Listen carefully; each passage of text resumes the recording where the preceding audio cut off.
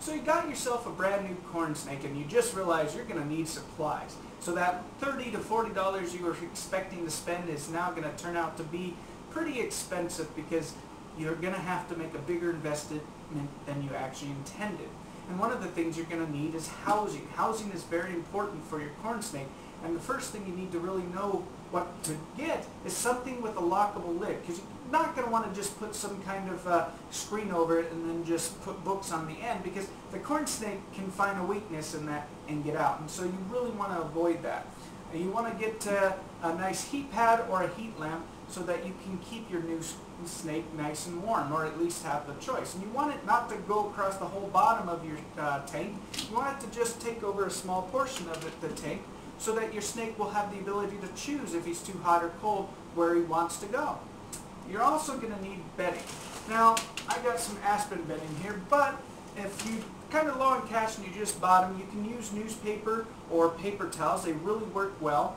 And you're going to need a water dish. And if you first got him, something to save money, you can take, if he's a little baby, take a little cap off of a glass jar and just fill it up with water, and he'll do fine with that. But you got to make sure that you're watching that water, because if your snake spills it, he's not going to have it, and it pretty much evaporates pretty quick, especially down here in Arizona where the heat really takes all the moisture out. So you really want to make sure that your snake does have water. The other thing you want to do if you already have snakes is you want to quarantine them. You do not want to put your new snake with your other snakes that you have, because if that snake has mites or some other disease, it can actually infect your snake. And you want to keep that snake at a distance from your other snake's terrarium or housing, that whatever kind of housing that you use, because little mites and stuff can travel quite some distance. They'll try not to, but if given the chance, they will take that opportunity and find their way to your new snakes. So you're going to need these new supplies, and it's really not hard to do. One of the first things you want to do is just fill up your terrarium with your bedding. If you haven't already attached your heat pad, and also if you're using the lighting, you don't have to worry about that. But if I want to recommend this right now, don't get a heat rock. I've actually seen on Expert Village a lady telling people to use a heat rock. Now, some people have never had a problem with heat rocks, but you don't want to take a risk, because snakes have been found to get themselves a little cooked on the heat rocks, so you want to really avoid those heat rocks. But first, just add your bedding in. You don't need a lot.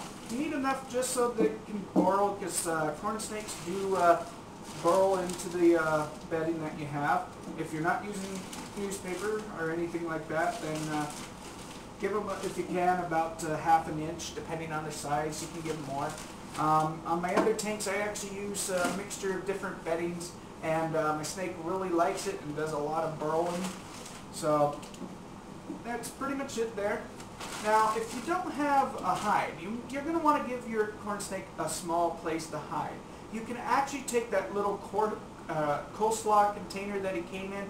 It's probably clear. You can just kind of cut it and file it down, make it so there's no sharp edges or anything for your snake to cut himself on, and you can turn it upside down in there. Otherwise, you can use other things. If you don't have that, you can buy stuff very cheap for your small corn snake. A bigger corn snake, a hide for him is going to cost you a little bit more. Now, when you have a baby, one of the things you really want to make sure is that you don't have a large place to house your baby corn snake in, because they feel safer in small confined spaces. So you want to make sure that you give them a small place to hide, not a real big one, and that your terrarium or vivarium is small. It just really helps them feel safe.